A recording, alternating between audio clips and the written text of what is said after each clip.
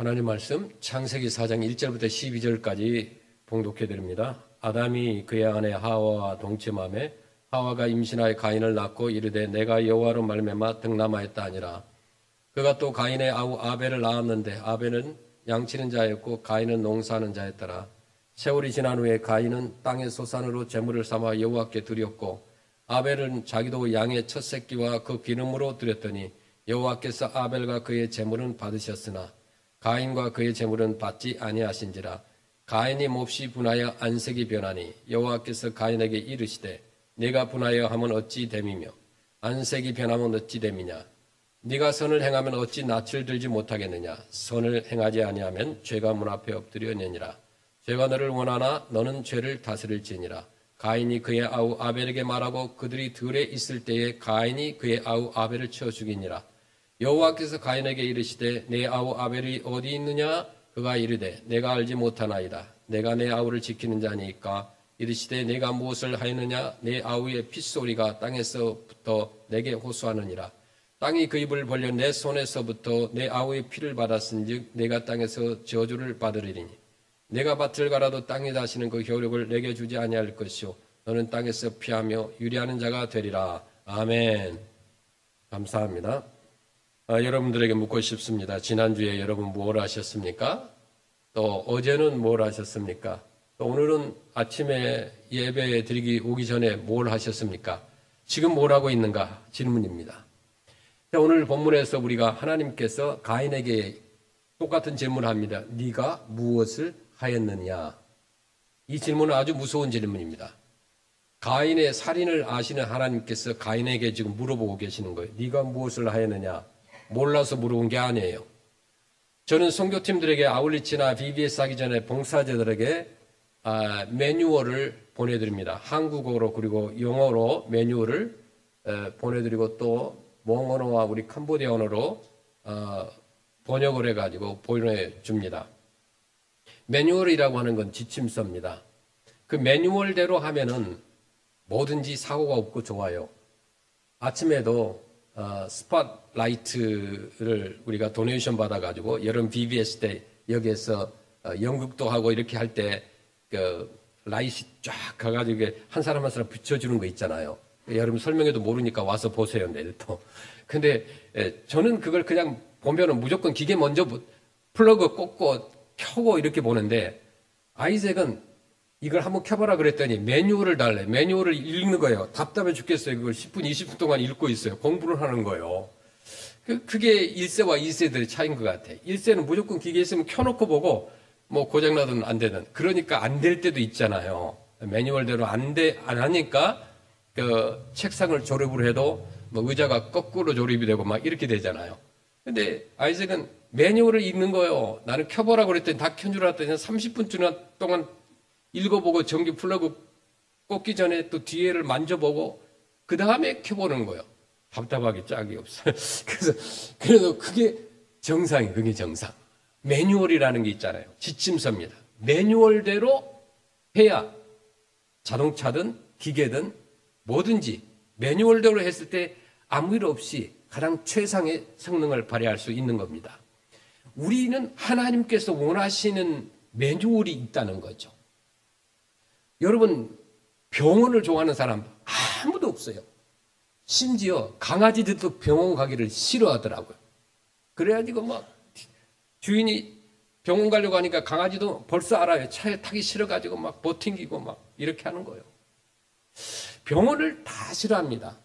그런데 병원 가기를 싫어하는 사람들의 공통점이 몇 가지가 있다고 그래요. 첫째, 자신의 병을 자신이 안다고 하는 사람이래요.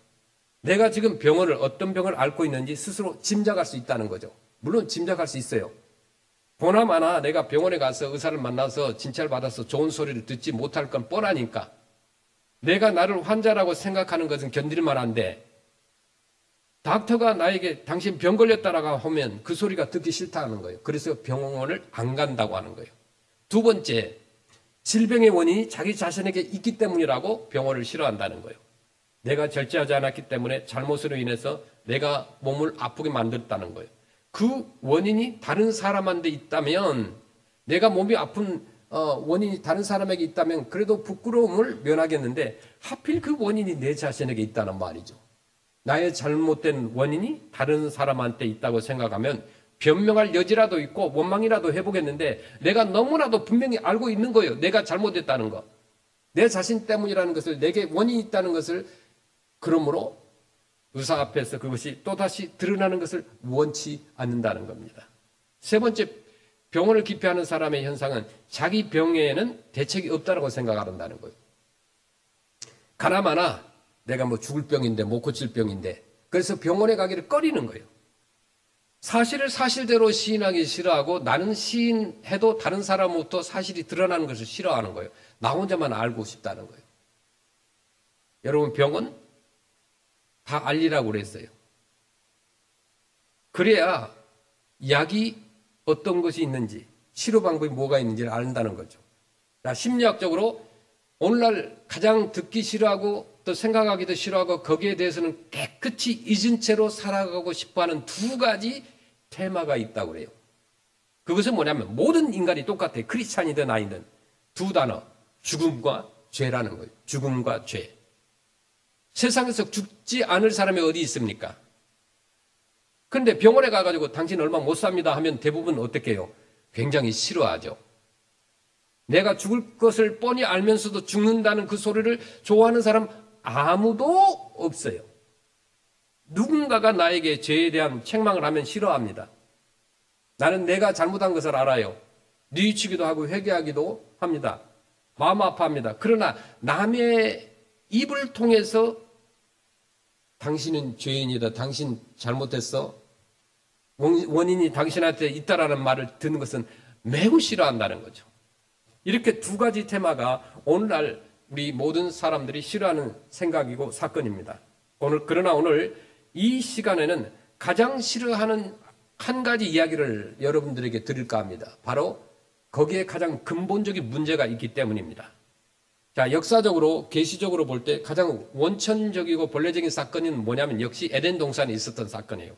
성경에 기록된 에덴 동산 사건은요, 도대체 어떤 메시지를, 어떤 주제를 하고 있는가? 그 사건의 초점은 바로 아름다운 에덴 동산, 낙원, 어떤 패러다이스에 있지 않습니다.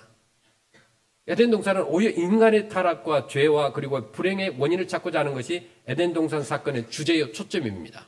그래서 우리는 성경 첫 장부터 아담과 하와의 죄를 봅니다. 그리고 그 다음 장에는 가인이 아벨을 죽이는 장면, 성경에서 인류 최초로 살인 장면이 기록되어 있다는 거예요. 이것이 성경이 증거하는 내용이죠. 자, 인간이 에덴 동산으로부터 쫓겨난 후 일어난 첫 사건, 에덴 동편에서 맨 처음 벌어진 사건이 형이 친동생을 죽이는 사건이에요. 이 사건은 우리가 너무 잘 알 겁니다.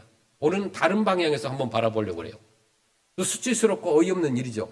그러나 이것이 바로 인간 역사의 시작이라는 거죠. 그것도 혈육이, 형이 아우를 죽이는 사건으로 시작됩니다. 그래서 역사는 시작돼요. 여기가 매우 중요한 의미가 있습니다. 죄를 범한 결과 어떠한 일을 보여주고 있기 때문에 그런 거죠. 선악과를 따먹으면 정령 죽으리라 하신 말씀의 결과가 그대로 이루어졌습니다.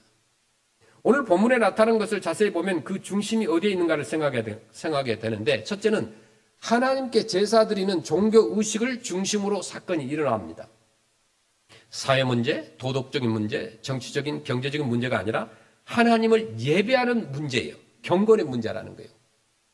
오늘날 교회 안에서 싸우는 대부분의 사건은 교회 안에서 무슨 다른 거 가지고 싸우질 않아요. 어떤 예배를 또 경건을 빙자해서 싸우는 거죠.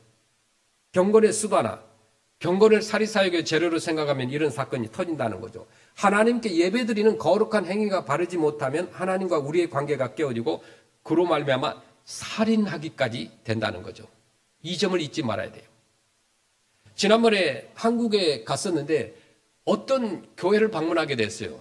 잘 아시는 목사님께서 그 교회가 이제 대학교 옆에 있었는데 오래되었고 그래서 어떤 다른 좋은 교회로 옮기려고 찾고 있었는데 한 교회가 비어 있었습니다. 2년 동안 비어 있는 교회가 있었습니다. 그런데 그 교회를 방문하다 보니까 너무나 아름답게 지어졌어요. 교회가 3층으로 이렇게 되어 있고 예배당도 있고 의자도 있고 뭐 오얼겐 피아노도 있고 깨끗하게 지은 지 몇 년밖에 안 되는 교회가 사용하지 않고 그대로 있었습니다. 그래서 그 목사님께서 그 교회에 딜을 한 거예요. 은행에 다 잡혀 있지만 그 교회를 샀습니다. 근데 왜 그 교회가 몇 년 동안 예배를 드리지 못하고 갇혀 있었는가? 닫혀 있었는가? 그렇게 아름다운 예배당을 지어놓고도 예배를 드리지 못했던 원인이 뭐냐 하면은 그 교회 안에 분란이 일어났어요. 그 교회 안에 성도끼리 싸웠습니다. 그래서 살인사건이 일어난 거예요. 믿을 수 없어요. 교회 안에도 일어납니다. 미국 교회 안에도 권총을 들고 와서 성도들을 죽이려고 하는 사람들이 있어요. 아주 정신적으로 이상한 사람. 오늘날 교회에 그런 사람들이 있다는 거예요. 지난주 뉴스에도 우리가 들었잖아요. 여름 BBS 하고 있는데 어떤 사람이 정신이 이상하죠. 우울증에 걸려있던 사람이죠. 이 총을 마음대로 사용한다는 게 너무나 안타까워요. 여러분 혹시 총이 있다면 여러분 단단히 집에 묶어놔야 돼요. 아무도 못 사용하고요. 우리 성도들 가운데는 그런 분들은 없겠지만은 정신적으로 불안한 사람, 그런 우울증에 깊이 빠져 있는 사람이 총을 가지고 와서 많은 사람을 죽이려고 했던 거예요. 얼마나 안타까워요. 그래서 올 여름에 우리가 7주 동안 BBS 하는데 가장 우선적으로 제가 신경을 쓰고 기도하는 것 가운데 하나가 뭐냐면 안전이에요, 안전. 누가 와서 우리 많은 아이들 또 봉사자들이 있는데 무슨 짓을 하면 어떻게 하나. 가장 심각하게 기도를 하고 있고 신신 당부하고 있고 게이트에 우리 형제들을 딱 세워가지고 거기에서 아무나 못 들어오게 만들어요. 그런데 어떻게 알고 지나가는 사람도 잠시 게이트에서 시큐리티 가드를 하고 있는 형제가 화장실에 가거나 점심 먹으러 갈 때 그 사이에 들어오더라고요. 야, 그래서 이번에 좀 단단하게 좀 잘 묶어놔야 될까. 이 얼마나 오늘날 불신앙적인 태도가 하나님과 인간과의 관계를 깨지게 만드는지 몰라요. 에덴 동산에서 아담과 하와가 범죄한 이야기가 나오죠. 아담과 하와의 죄가 뱀 때문일까요? 묻습니다. 뱀 때문일까요? 아닐까요? 아니면 선악과 때문일까요? 문제의 원인은요, 네가 먹는 날에는 정녕 죽으리라 하신 하나님 말씀에 대한 불신앙이 있다는 거예요. 아담과 하와가 범죄한 이야기가 나오면 우리는 주일학교 때 들었던 그런 이야기, 뱀 때문이라고 뱀을 몹시 미워합니다. 뱀을 좋아하는 사람 없어요. 진짜로 문제의 원인은 뭐냐? 하나님 말씀에 대한 불신앙이라는 거예요. 하나님의 말씀을 소홀히 여기고 거역하고 믿지 않아서 생긴 결과라는 거예요. 오늘 본문에서 보면 문제는 살인사건 자체가 아니에요. 살인 이전에 하나님 앞에 드린 예배의 문제입니다. 그 예배가 하나님께 상달되지 못했다는 거예요. 가인을 보십시오. 그에게 고통과 갈등과 불안과 번민이 있었어요. 도무지 감당하기 어려운 고민이 있었습니다. 그 괴로움의 원인은 뭐예요? 하나님과의 관계로 말미암은 거예요. 그런데 가인은 그 어긋난 관계를 바로 잡을 생각은 하지 않고 다시 하나님께 바른 자세로 예배드릴 생각하지 않고 동생한테 분풀이를 하는 거예요. 질투가 나는 거죠. 종교 문제를 사회 문제로 돌립니다. 내가 신앙생활 잘못하고 그런 것은 다 사회 문제 때문이다. 정치가 잘못했기 때문이다. 원인을 다른 곳에 돌리는 거예요. 그래서 마침내 친동생 아벨을 살해하고 맙니다. 생각해보면 원한과 분풀이와 서로 화해하지 못한 것, 이렇게 문제가 많은데 그 원인이 어디에 있습니까? 전부가 사람과 사람의 관계가 아니라 하나님과 나와의 관계에서부터 비롯된다는 거예요. 여기에서 무엇인가 잘못된 다음에 그 부작용으로 사람이 사람한테 분풀이를 하게 되는 거예요. 하나님과의 나와의 관계가 바르게 될 때에 우리는 이 땅의 강도나 살인과 질투나 시기 이런 것이 사라지게 되는 거예요. 성경이 말씀하는 진리입니다. 우리가 이것을 심리학적인 용어로는 흔히 가인 컴플렉스라고 합니다. 가인 컴플렉스. 가인의 마음 상태를 보십시오. 그는 하나님 앞에서 자신이 잘못한 것을 가지고 사람들한테 분풀이를 합니다. 사람과의 관계 탓으로 돌리려고 합니다. 하나님께서 받지 않으신 제사를, 예배를 왜 아벨 때문이라고 생각하느냐 이거요. 여러분들 예배를 드렸는데 내 기도는 안 들으시고 옆에 있는 사람이 기도만 들어주셨다. 그런데 그 기도가, 그 응답은 내게 안 주시는 것은 하나님이 바로 옆에 사람 때문이다. 옆에 신앙생활하는 형제자매 때문이라고 이렇게 핑계대는 것과 같다는 거예요. 내가 못 사는 것이 내 이웃 때문일까요? 너무 가난한 사람들은 부자에 대해서 분노감을 가져서도 안 됩니다. 부자들은 가난한 사람들에게 있어서 자비의 마음을 가져야 되는 거예요. 그런데 오늘날 내가 직장도 못 가고 돈도 못 벌고 비즈니스 안 되고 실패하고 있는 것은 다 이웃 때문이라고 생각합니다. 분노의 장애를 가진 사람들이 너무나 많더라 이거예요. 나의 실패가 친구의 성공 때문입니까? 내가 은혜 받지 못하는 것이 다른 성도 때문입니까? 우리 교회가 부흥하지 못한 것이 다른 교회 때문입니까? 전혀 그렇지 않다는 거예요. 왜 남의 행복에서 내 불행의 원인을 찾으러 가는가? 내가 잘 안 되는 것이 남의 탓이라고 생각하는 것, 남이 잘 되는 것이 배가 아파서 못 견디는 것, 이것이 가인 컴플렉스라는 거예요. 내 기도가 응답받지 못하는 것 때문에 불평하는 것이 아니고 다른 사람의 기도가 응답되기 때문에 내 마음이 막 뒤틀리고 배가 아픈 거예요. 오늘의 본문을 보면 죄의 성장이 얼마나 무서운가를 말해줍니다. 둘뿐인 형제 사이에서 형이 동생을 죽여야 했던 까닭이 무엇입니까? 과연 그럴 만한 이유가 있었어요? 가인이 아벨을 죽인 것은 그것을 가진 것을 그가 가진 것을 뺏으려는 강도질이 아니고 아벨이 형한테 원한을 살 만한 죄를 저지른 것도 아닙니다. 그런데 왜 죽이려고 했을까요? 왜 아우가 형의 손에 맞아 죽어야 했습니까? 오늘날에는 이러한 사건이 너무나 많아요. 여기에 문제가 있어요. 내게 아무 소득도 없는 범죄, 분풀이나 하고 보자는 식의 범죄가 오늘날 너무너무 난무하는 거예요. 우리가 미국에 살면서 정말 위험한 상황에 있어요. 모든 사람이 거의 총을 가지고 있다고 생각하시면 돼요. 저는 이것을 철저하게 좀 방지할 수 있는 법이 더 강하게 만들어져야 된다고 생각을 해요. 남에게 피해를 입힌다고 해서 내게 무슨 소득이 있겠습니까? 그저 내가 내 마음을 못 이겨서 엉뚱한 사람을 괴롭힙니다. 병든 심령이 발악하는 거예요. 죄란 우리의 마음에서 평화를 앗아가는 거예요. 평화가 없어요. 질투로 발전해요. 분노하고 폭발합니다. 마음 그대로만 있어도 좋겠지만 꼭 사건을 일으킵니다. 드라마를 만드는 거예요. 일을 터뜨려야 합니다. 말로 행동으로 반드시 후회할 일을 저지릅니다. 여러분, 죄가 있는 곳에는요, 절대로 고요함이 없어요. 평화가 없어요. 생각으로 끝나는 것이 아니라 꼭 이상한 행동으로 폭발하게 돼 있어요. 비이성적인 인간이 됩니다. 인간이 이성적인 것 같은데요, 그 안에 분노가 있고 죄가 들어가면요, 짐승보다 더 못한 사람으로 바뀔 경우가 있더라 이거예요. 이성의 판단이 흐려지고 지혜가 사라지는 거예요. 그때 살인적인 욕망이 생겨나게 되고 사람이 살인하게 되는 거예요. 살인은 반드시 육체를 죽이는 데만 해당되는 것이 아닙니다. 죽음의 원인을 제공하면 그 또한 살인이라는 거예요. 이런 말이 있습니다. 귀를 죽이는 것은 곧 목숨을 빼앗는 것이다. 그 상대를 핀찬을 주면서 못된 말로 하면서 왕따를 하면서 남의 아픈 상처를 건드려서 막 귀를 죽이는 거예요. 결국은 그것으로 그를 죽이는 셈이 됩니다. 살인이 따로 없다 이거예요. 여러분은 살인한 일이 혹시 없습니까? 없죠. 우리 성도들 가운데 살인한 사람 아무도 없어요. 이런 질문을 왜 하시나? 누군가가 또 살인한 사람 있지 않는가? 의심하지 마세요. 실은요, 우리가 모든 사람들이 매일 많은 사람을 죽이면서 삽니다. 진짜 사람을 죽이는 것이 아니라 나 때문에 상대가 울고 있다.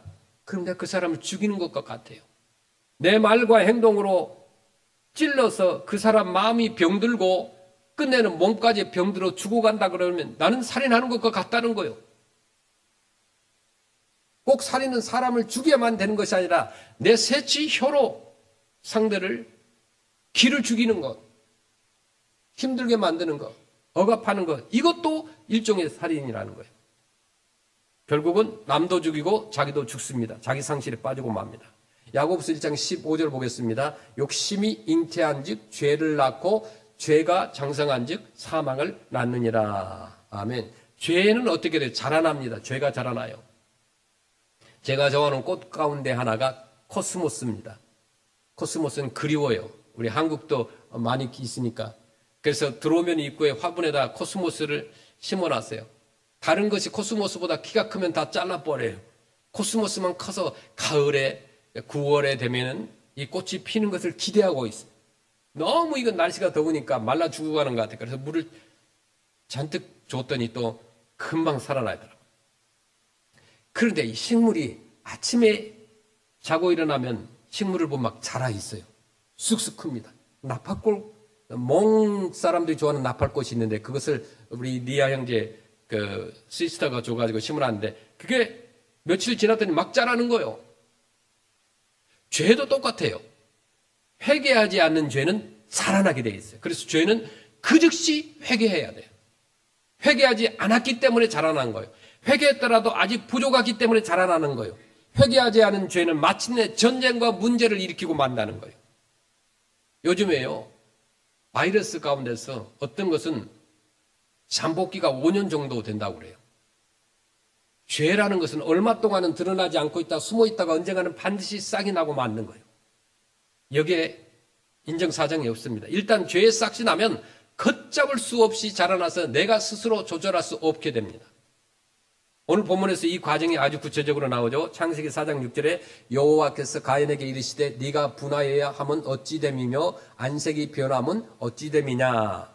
얼굴이 변했어요. 혈색이 변했어요. 화가 나면 인간들은요 혈색이 변하게 돼 있어요. 바로 여기에 문제가 있죠. 죄는 처음에는 손님과 같다. 낯선 손님처럼 내게 온다. 그러나 내가 그를 환영하여 얼마 동안 함께 지내면 그 손님이 급기야는 주인이 되고 만다. 이 말은요 히브리 격언에 나온 말이에요. 죄는 인간이 짓지만은 회개를 못하게 하는 것은 사단 마귀의 일이에요. 죄 지은 자마다 양심의 가책이 있습니다. 그 가책의 뒤에는 회개가 따라와야 돼요. 그런데 회개하려는 마음을 회개 못하게 막는 마귀, 사단이 있다는 거예요. 나 혼자 있을 때에는 회개하고 싶은 마음이 있습니다. 그렇잖아요. 그런데 사람을 만나면 그 마음이 사라져버려요. 왜 그럴까요? 이 사단의 시험에 빠져들기 시작하기 때문에 그런 거예요. 회개하기 위해서는요, 회개의 믿음이 필요하고 회개의 용기가 필요하고 회개의 진실이 필요합니다. 그런데 사단이 이것을 가로막아요. 죄인이 어디 너뿐이냐? 너 혼자 주일 빠졌느냐? 너 혼자 잘못했느냐? 너 혼자 죄졌냐? 다른 사람도 있고 A, B, C, D 다른 사람도 다 그래. 죄 지은 것이 네 탓이냐? 정치를 못해서 그러지. 이 사회 탓이지.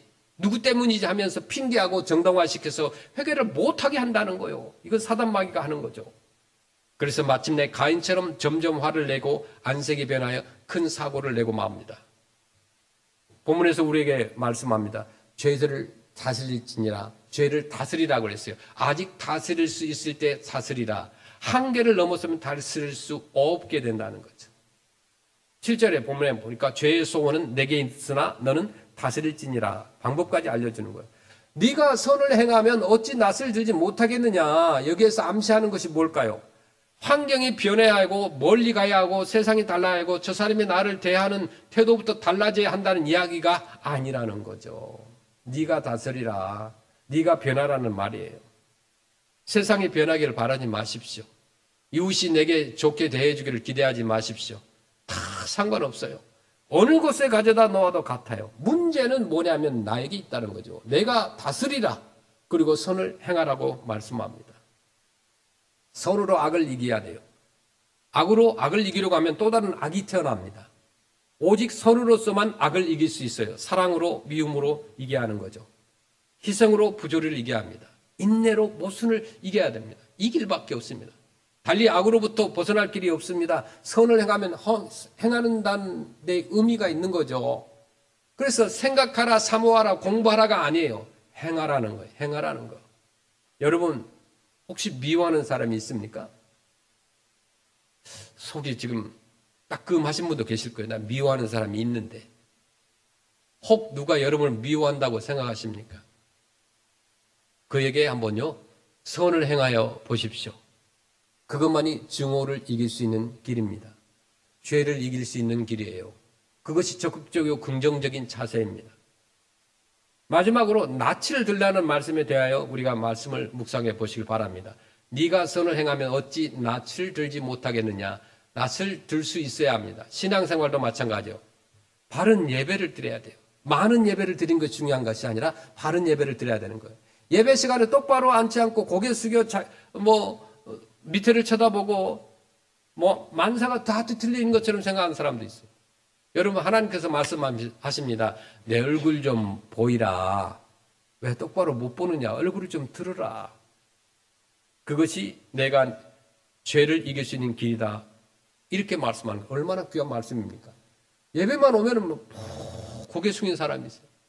기도 그만하고 좀 일어나세요. 고개를 좀 들어주세요.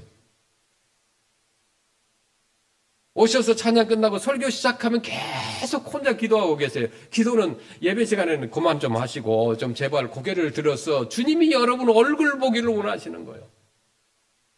하나님의 낯을 피하려고 하지 마시길 바랍니다. 피하려고 해도 피할 수도 없거니와 하나님의 얼굴이 내게를 향하고 내 얼굴이 하나님께를 향할 때 비로소 하나님과 나와의 만남과 관계가 바로 되는 거죠. 그때 모든 문제가 해결돼요. 이 어려운 고통과 시련을 이길 수 있는 길이 열립니다. 죄는 숨기지 못한다고 그랬어요. 히브리서 11장 4절에 믿음으로 아벨은 가인보다 더 나은 제사를 하나님께 드림으로 의로운 자라 하시는 증거를 얻었으니 하나님이 그 예물에 대하여 증언하심이라. 그가 죽었으나 그 믿음으로써 지금도 말하느니라. 아멘. 히브리서 11장 4절은 아벨에 대하여 말씀하시기를 저가 죽었으나 그 믿음으로써 오히려 말하느니라 라고 했습니다. 이 죽은 자가 말하는 거죠. 산 자보다 죽은 자의 목소리가 더 큽니다. 내가 죽여놓은 사람이 이제 말하는 거요. 무엇인가 내게 말하고 있습니다. 피가 호소한다고 그랬어요. 내가 억울하게 맞는 자의 이야기를 한번 우리가 생각해 보세요. 내가 죽여버렸으니까 완전 범죄인 줄 알았는데 그가 지금 내게 말한다는 거예요. 죄의 결과로 또 하나의 사건이 터진 것입니다. 하나를 막으면 또 하나가 터지죠. 오늘 우리가 어떤 일을 당하여서 우울해하고 있을지도 모르지만 이것보다 무서운 일도 얼마든지 많습니다. 하나님께서 숨겨놓은 악을 향하여 화살을 쏘고 계십니다. 앞으로 어떤 문제가 터질지 몰라요. 회개하지 않는 한 이 사건은 멈추지 않는다는 거죠. 피가 호소한다고 그랬죠. 그래서 밭을 갈아도 땅에 먹을 것을 주지 않습니다. 이웃이 죄인을 저주합니다. 모든 생활, 모든 계획이 다 수포로 돌아갑니다. 왜 이렇게 일이 끊임없이 뒤틀리기만 할까요? 왜 이리도 빗나기만 할까요? 빗나가기만 할까요? 왜 이렇게 불안하고 초조할까요? 저와 여러분에게 우리에게 숨겨놓은 아벨이 있기 때문에 그런 거예요. 우리가 죽인 아벨이 있기 때문에 그런 거예요. 9절에서도 하나님께서 말씀하셨죠. 내 아우 아벨이 어디 있느냐? 하나님께서는 가인에게 말씀하십니다. 밭갈이를 해도 곡식을 얻을 수 없다.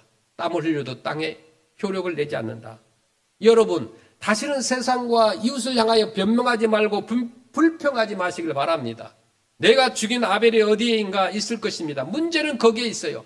하나님께서 물으신다는 거예요. 내 아우 아벨이 어디 있느냐. 저와 여러분은 죽을 만큼 괴롭더라도 철저히 회개하시기를 바랍니다. 계속 죄를 숨길 수는 없어요. 숨어서 죄를 언제까지 저지를 것입니까? 오직 회개만이 나와 하나님과의 관계를 회복하는 길입니다. 회개하며 믿음을 회복하고 예배의 자세를 바로 할 때 비로소 문제가 해결된다는 거죠. 그리하여 내가 드리는 제사가 예배가 하나님께 상달될 때 내 기도가 하나님께 상달되고 응답되는 그 순간에 내 영혼이 살고 삶이 윤택해진다는 거죠. 사단은 우리에게 속삭입니다. 무조건 모른다고 해라. 죄가 아니고 실수라고 해라. 끝까지 못해라. 인정하지 마라. 고집을 계속 가져라. 버티면 마침내 이긴다라는 이 사단 마귀의 속임수에 넘어가면 우리의 삶이 비참해질 수밖에 없는 거예요. 우리의 삶에 기도에도 응답이 없고 문제가 자주 많이 생기면 내 자신이 누군가를 말로나 행동으로 상처를 주거나 정서적으로 또 정신적으로 살인한 적이 있었나를 한번 생각해 보시길 바랍니다. 반드시 우리의 문제 속에는 하나님의 깊은 뜻이 있다는 거죠. 회개한 후에는 소망으로 살아갈 수 있는 거예요. 저와 여러분 영적으로 우리의 아벨은 어디에 있는지 깊이 한번 생각해 보시길 바랍니다. 우리가 죽인 아벨의 피와 시체는 지금 어디에 있습니까? 결론적으로 우리는 지금 하나님 앞에 바르게 믿음으로 예배를 드리고 있습니까? 하나님은 우리의 예배를 기뻐 받으시고 계실까요? 죄를 회개하고 핏소리에 처절한 그 울음 속에서 빨리 나오시기를 소원합니다. 주님이 주시는 평강 속에서 화내지 말고 화평을 누리시기를 주의 이름으로 간절히 축원합니다. 아멘.